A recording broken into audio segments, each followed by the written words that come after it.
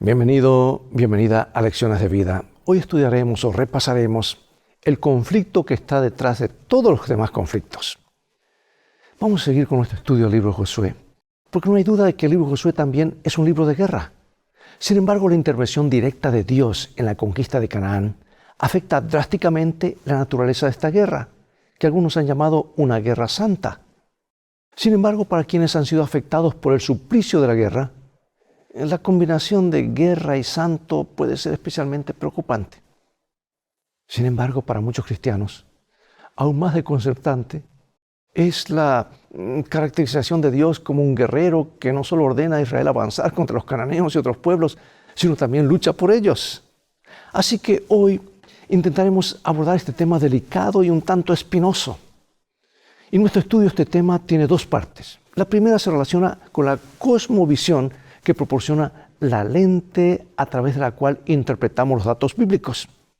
Y la segunda parte se enfoca en el lenguaje bíblico, sus aspectos literarios y el contexto histórico. Y la lección de hoy se centra en la primera parte de este enfoque, del aspecto global, el conflicto detrás de todos los conflictos, el gran conflicto. O sea, el conflicto entre el bien y el mal, que comenzó con la rebelión de Lucifer en el cielo. Pues es un aspecto indispensable de la cosmovisión adecuada para tratar este asunto complicado.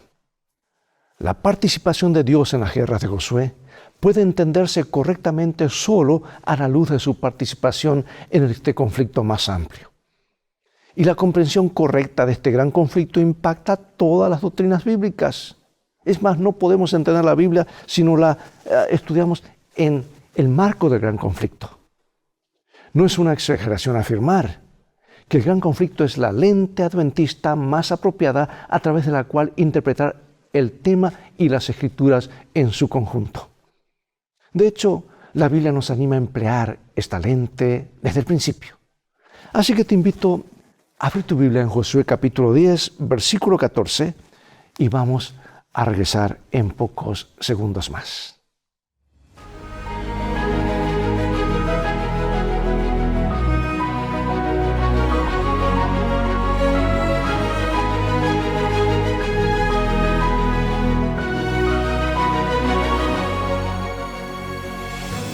Nos dice la Escritura en Josué 10:14, y no hubo día como aquel ni antes ni después de él, habiendo atendido Jehová a la voz de un hombre, porque Jehová peleaba por Israel. La lectura del libro de Josué nos confronta con las agresivas campañas militares llevadas a cabo por orden de Dios, en su nombre y con su ayuda.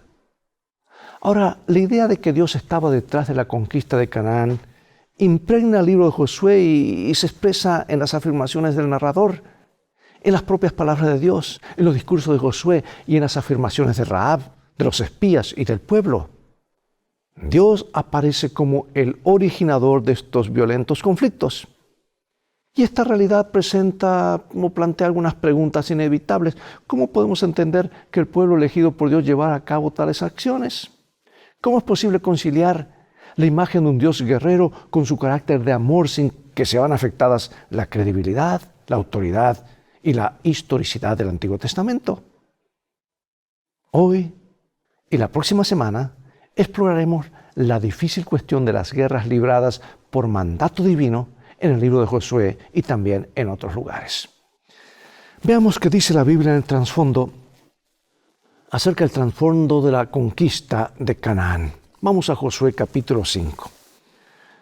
Estando Josué cerca de Jericó, alzó sus ojos y vio a un varón que estaba delante de él, el cual tenía una espada desenvainada en su mano. Y Josué, yendo hacia él, le dijo: ¿Eres de los nuestros o de nuestros enemigos? Y él respondió: No, mas como príncipe del ejército de Jehová he venido ahora. Entonces Josué, postrándose sobre su rostro en tierra, le adoró y dijo: ¿Qué dice mi señor a su siervo? Y el príncipe del ejército de Jehová respondió a Josué: Quita el calzado de tus pies, porque el lugar donde estás es santo. Y Josué así lo hizo. Israel acababa de cruzar el Jordán y de pisar terreno enemigo. La fortaleza de Jericó estaba frente a ellos, con sus puertas firmemente cerradas. Y en este momento el pueblo no conocía ninguna estrategia bélica. Y lo más preocupante era que Israel no disponía de ondas, de lanzas, flechas para enfrentarse a una ciudad fortificada para resistir un largo asedio. Las preguntas de Josué acerca de la identidad del extraño visitante recibieron una respuesta poco reveladora. Dicen no. La respuesta del visitante revelaba que no estaba dispuesto a entrar en categorías definidas por Josué. Interesante. En otras palabras, la cuestión fundamental no era si el visitante estaba de parte de Josué, sino si Josué estaba de parte de aquel. Aunque la expresión príncipe del ejército del Señor es única en la Biblia hebrea, la combinación de los términos príncipe y ejército siempre se refiere a un líder militar, porque la palabra ejército en las Escrituras puede referirse a tropas, ángeles o cuerpos celestes. El Cristo preencarnado no se aparece a Josué como un simple aliado, ni siquiera como el verdadero comandante del ejército de Israel, sino como el comandante del ejército invisible de ángeles, partícipes de un conflicto mucho mayor que el de Josué contra los cananeos. O sea que la respuesta de Josué indica claramente que comprende cuál es la identidad del comandante. No era del grupo de Josué, no era del grupo de los cananeos, era del ejército celestial. Este es igual a Dios y Josué se postra ante él en señal de profundo respeto y adoración. No hay duda que era Jesucristo mismo que se le aparece. Y Josué está preparado ahora para que se le comunique la estrategia propia de una campaña militar que es parte de un conflicto mucho mayor en el que participa el propio Dios de los ejércitos celestiales. Yo pregunto, ¿no nos ofrece consuelo este incidente de que el príncipe del ejército del Señor está obrando e interviene en defensa de su pueblo? Claro que sí. Y Josué comprendió que la batalla que estaba por librarse formaba parte de un conflicto mayor. Si hay guerra en la tierra es porque alguien la comenzó allá arriba en el cielo. Y yo pregunto, ¿qué sabemos acerca del conflicto en el que Dios mismo era partícipe? Veamos algunos versículos. Vamos a Apocalipsis capítulo 12. Después hubo una gran batalla en el cielo. Miguel y sus ángeles luchaban contra el dragón y luchaban el dragón y sus ángeles, pero no prevalecieron, ni se halló ya lugar para ellos en el cielo. Y fue lanzado fuera el gran dragón, la serpiente antigua que se llama Diablo y Satanás, el cual engaña al mundo entero. Fue arrojado a la tierra y sus ángeles fueron arrojados con él. Hay más textos bíblicos que nos hablan de los comienzos de la guerra en el cielo y su autor, Lucifer. Dios pobló el universo con criaturas responsables a las que les concedió libre albedrío, libertad de elección, un prerequisito para que pudieran amar. Y pueden ahora ellos elegir actuar de acuerdo con la voluntad de Dios o en contra de ella. Y Lucifer, uno de los ángeles más poderosos, se rebeló contra Dios y llevó consigo a muchos ángeles, que hoy son los demonios. Pero recuerda, por cada ángel maligno hay 2 ángeles del Señor, porque el diablo se llevó una tercera parte nada más. Isaías y Ezequiel se refieren a ese conflicto, aunque algunos comentaristas intentan restringir el significado de Isaías y de Ezequiel al rey de Babilonia o a un gobernante de Tiro. No, amigos, así se presenta algo, pero hay que mirarlo en la cosmovisión del gran conflicto final, lo que hay detrás de los bastidores. Y hay claros indicadores en el texto bíblico que apuntan a una realidad trascendente. O sea que se presenta al rey de Babilonia como si hubiera estado en el cielo, próximo al trono de Dios. Y dice que el rey de Tiro residía en el Edén como querubín protector en el monte santo de Dios. Nada de esto es aplicable a los reyes reales, literales de Babilonia y Tiro. Y tampoco puede decirse de los reyes terrenales que fueron intachables y el modelo de la perfección, como dice, eras modelo de perfección, el monte de Dios estuviste. En consecuencia, estos personajes apuntan más allá de los reinos literales de Babilonia y Tiro. Porque según Daniel 10, 12 al 14, estos seres celestiales rebeldes obstruyen el cumplimiento de los propósitos de Dios en la tierra o tratan de obstruirlos. Es a la luz de esta conexión entre cielo y tierra que tenemos que entender las guerras de Israel sancionadas divinamente. Tenemos que reconocerlas como manifestaciones terrenales del gran conflicto entre Dios y Satanás, entre el bien y el mal. Y todo ello en última instancia con el propósito de restaurar la justicia y el amor de Dios en un mundo caído. Por eso pregunto, ¿de qué maneras vemos la realidad de esta batalla cósmica entre el bien y el mal en el mundo que nos rodea y en nuestras propias vidas? Cuando miras las noticias, cuando evalúas las cosas que están pasando en el mundo, míralo a la luz o usando el filtro del gran conflicto y tendrás las cosas más claras. Ahora, ¿qué significa el hecho de que Dios es un guerrero? Durante su prolongada permanencia en Egipto, resulta que los israelitas olvidaron al Dios verdadero de sus antepasados. Y como demostraron muchos episodios de su peregrinaje por el desierto, su conocimiento del Dios de Abraham, de Isaac y Jacob se había desvanecido y habían incorporado elementos paganos en sus prácticas religiosas. Clamaron al Señor bajo la opresión de los egipcios y el Señor intervino en su favor en el momento oportuno.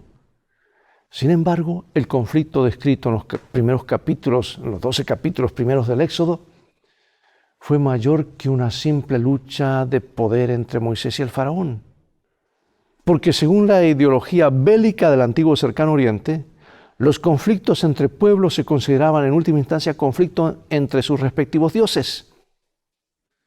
Y Éxodo 12 declara que el Señor ejecutó su juicio no solo sobre el faraón, sino también sobre los dioses de Egipto. Esos poderosos demonios que estaban detrás del poder opresor y del injusto sistema social de Egipto. Dios está en guerra, hermanos, no olvidemos, contra el pecado y no tolerará este conflicto para siempre. Todos los ángeles caídos, así como los seres humanos que se han identificado definitivamente e irrecuperablemente con el pecado, serán destruidos finalmente. Y a la luz de esto, las batallas contra los habitantes de Canaán deben ser percibidas como una etapa previa de este conflicto que alcanzará su clímax. Mejor dicho, alcanzaría su clímax en la cruz y su consumación, su clímax final, en el juicio final, cuando la justicia y el carácter amoroso de Dios serán vindicados.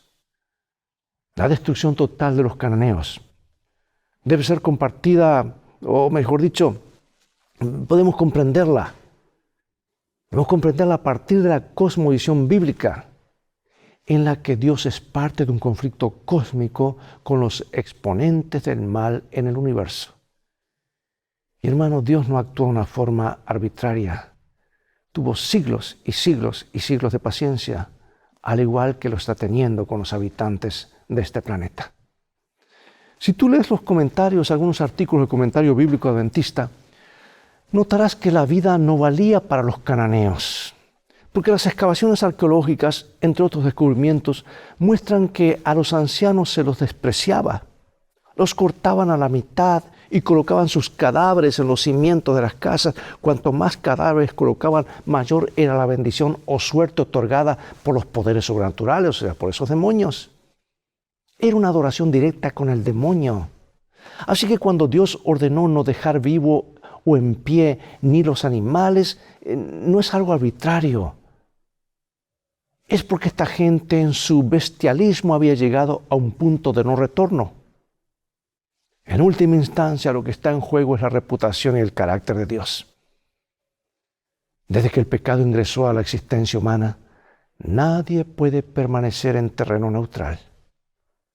Solo es posible estar del lado de Dios o del lado del mal. Y lo triste es que cuando nacemos, ya nacemos del lado del mal, automáticamente, como dice en inglés, by default, a menos que elijamos estar del lado del bien. Así que en vista de ese trasfondo, la erradicación de los cananeos debe ser vista como un anticipo del juicio final. La realidad de la gran controversia solo permite optar por uno de dos bandos. No hay posición neutral, nunca la hubo desde que entró el pecado en esta tierra, ni nunca lo habrá. Bueno, en aquel momento de crisis, cuando el pueblo de Israel se vio obligado a entrar en un callejón sin salida, Moisés le dijo al pueblo: no teman, manténganse tranquilos y verán la salvación que el Señor les dará hoy, porque esos egipcios que hoy ven, nunca más los verán. El Señor peleará por ustedes, estén tranquilos. Y según el registro bíblico, Incluso los propios egipcios comprendieron esa realidad, ya que dijeron, huyamos delante de Israel porque el Señor pelea por ellos contra los egipcios. La intervención milagrosa de Dios en favor de los indefensos israelitas, carentes de conocimientos militares, se convirtió en el modelo.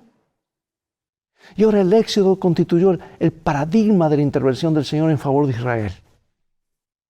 Aquí Dios no solo es quien libra la batalla, sino que exige a Israel que no luche. Dios es el guerrero, la iniciativa es suya. Y Él establece la estrategia, define los medios y dirige la campaña. Si el Señor no lucha por Israel, pues resulta que éste no tiene ninguna posibilidad de éxito. Y Elena de White interpreta esto como una expresión del hecho de que Dios no quiso, leamos aquí, dice, Dios no quiso que obtuvieran la tierra prometida por medio de la guerra, sino mediante la sumisión y la obediencia incondicional a sus mandamientos. Bueno, esto es claro y aquí sacamos una lección, ¿verdad? Al igual que la liberación respecto de Egipto, Dios pelearía sus batallas por ellos.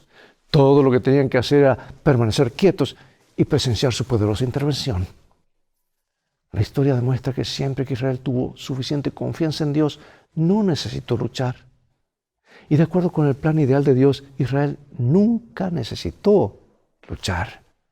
Fue la incredulidad de ellos expresada después del Éxodo lo que llevó a Dios a permitirles participar en la guerra contra los cananeos. Así como no necesitaron levantar una sola espada contra los egipcios durante el Éxodo, nunca les habría sido necesario luchar para conquistar Canaán. Y aquí otra cita más hermosa que nos dice lo siguiente. Dice, si los hijos de Israel no hubieran murmurado contra el Señor, Él no habría permitido que sus enemigos hicieran guerra contra ellos. O sea que Dios iba a traer paz. Y yo pregunto, ¿cómo podría la murmuración impactar hoy negativamente en nuestra vida? Lecciones prácticas, ¿no es cierto? Veamos las similitudes entre estos dos relatos bélicos y en qué se diferencian. Vamos al libro de Éxodo y a Josué. Tentaron a Jehová diciendo, ¿está pues Jehová entre nosotros o no? Entonces vino Amalec y peleó contra Israel en Refidim. Y sucedía que cuando alzaba Moisés su mano, Israel prevalecía, mas cuando él bajaba su mano, prevalecía Amalec. Y las manos de Moisés se cansaban, por lo que tomaron una piedra y la pusieron debajo de él, y se sentó sobre ella. Y Aarón y Hur sostenían sus manos, el uno de un lado y el otro del otro. Así hubo en sus manos firmeza hasta que se puso el sol. Y Josué deshizo a Amalec, a su pueblo a filo de espada. Al séptimo día se levantaron al despuntar el alba y dieron vuelta a la ciudad de la misma manera 7 veces. Solamente ese día dieron vuelta alrededor de ella 7 veces. Y cuando los sacerdotes tocaron las bocinas la 7ª vez, Josué dijo al pueblo, gritad, porque Jehová os ha entregado la ciudad. Y será la ciudad anatema a Jehová con todas las cosas que están en ella. Solamente Rahab, la ramera, vivirá, con todos los que estén en casa con ella, por cuanto escondió a los mensajeros que enviamos. Entonces el pueblo gritó y los sacerdotes tocaron las bocinas, y aconteció que cuando el pueblo hubo oído el sonido de la bocina, gritó con gran vocerío y el muro se derrumbó. El pueblo subió luego de la ciudad, cada uno derecho hacia adelante, y la tomaron. Amados, Éxodo 17 registra la primera ocasión en la que Israel luchó después del Éxodo. Cuando los israelitas se defendieron contra los amalecitas. Israel había sido testigo de la omnipotencia divina cuando Dios afligió a los egipcios y al conducir a los israelitas a la libertad. Hemos visto que el plan inicial de Dios para Israel no incluía luchar contra otros pueblos. Pero resulta que poco a poco, después de su liberación de Egipto, los israelitas comenzaron a murmurar por el camino, cuestionando incluso la presencia de Dios en medio de ellos. Y fue en ese momento cuando Amalec vino a luchar contra Israel. Y esto no fue casualidad. Dios permitió que los amalecitas atacaran a Israel para que aprendieran a confiar de nuevo en Él. Y ahora, sin comprometer sus principios, Dios desciende hasta el nivel en que se encuentra su pueblo. llamándolo continuamente a volver al plan ideal, a confiar plenamente y sin reservas en la intervención divina. De hecho, la ley de la guerra en Deuteronomio 20 fue dada solo después de los 40 años de experiencia en el desierto, que también fue el resultado de la incredulidad de Israel. Las nuevas circunstancias exigían nuevas estrategias, y fue entonces cuando Dios exigió a Israel que aniquilara por completo a los cananeos. Además de que la guerra se convirtió en una necesidad para Israel, también resultó en una prueba de su lealtad a Dios. El Señor no los abandonó, sino que les permitió ser testigos de su poder en respuesta a la dependencia total respecto de Él. Así que la participación de los israelitas en la conquista queda patente en la conclusión, porque aquí se dice que los cananeos luchaban contra los israelitas. Aunque el colapso de las murallas de Jericó fue resultado de un milagro divino, no hay duda, no fue el grito, no fue la estrategia, sino seguir la orden de Dios y confiar en Él. El pueblo de Israel tuvo que participar activamente en la batalla y enfrentarse a la tenaz resistencia de los habitantes de la ciudad. La participación de Israel en el conflicto armado se convirtió en una forma de desarrollar una confianza incondicional en la ayuda de Dios. Sin embargo, siempre se le recordaba a Israel que el resultado de cada batalla estaba, en última instancia, en las manos del Señor, y que la única manera en que podían influir en el resultado de un conflicto militar era en virtud de su fe o de su incredulidad respecto de las promesas del Señor. La elección estaba en manos de ellos. Y ahora, hermano y hermana, para finalizar, cambiemos el enfoque a nuestros días, a la batalla espiritual actual. ¿Y qué batalla es verdad? En muchas situaciones la naturaleza espiritual de las batallas de Israel se hace evidente debido a la intervención directa de Dios.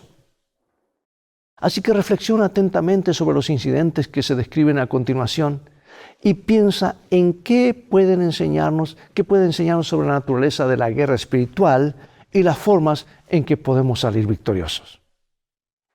Presta atención a la interacción entre los agentes humanos y divinos.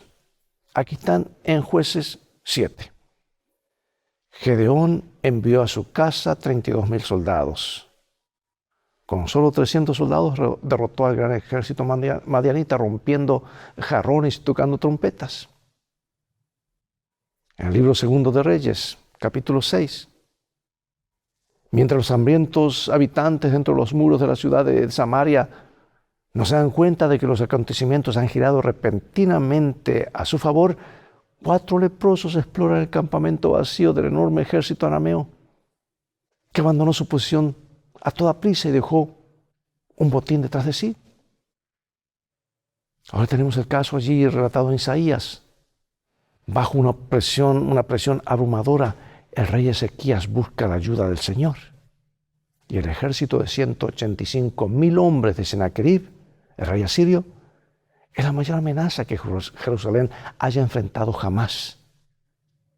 Y en la crisis existencial, Dios también interviene milagrosamente para salvar a la ciudad indefensa. Ahora, amados, estos incidentes, comparémoslos con los relatos de la descripción de la última batalla de la historia humana sobre la que escribe Juan en Apocalipsis. ¿Qué tienen en común estas batallas? ¿Cómo pueden las batallas de Israel fortalecer mejor tu fe con respecto al resultado del conflicto cósmico en Apocalipsis? Al final de la Biblia, Apocalipsis 20 dice: cuando los 1000 años se cumplan, Satanás será suelto de su prisión y saldrá a engañar a las naciones a fin de reunirlos para la batalla, el número de los cuales es como la arena del mar. Y subieron sobre la anchura de la tierra, rodearon el campamento de los santos y la ciudad amada, y de Dios descendió un fuego del cielo y los consumió. Y el diablo que los engañaba fue lanzado al lago de fuego y azufre, donde estaba la bestia y el falso profeta. Y la muerte y el Hades fueron lanzados al lago de fuego. Esta es la muerte segunda. Y el que no se halló inscrito en el libro de la vida fue lanzado al lago de fuego. Y en su enfrentamiento final, Satanás reúne ahora un gran ejército para lanzar su último ataque contra Dios y los redimidos dentro de la Nueva Jerusalén. ¿Y cómo termina esta última batalla? ¿Cómo termina la guerra que está detrás de todas las guerras? Dios gana, el diablo pierde.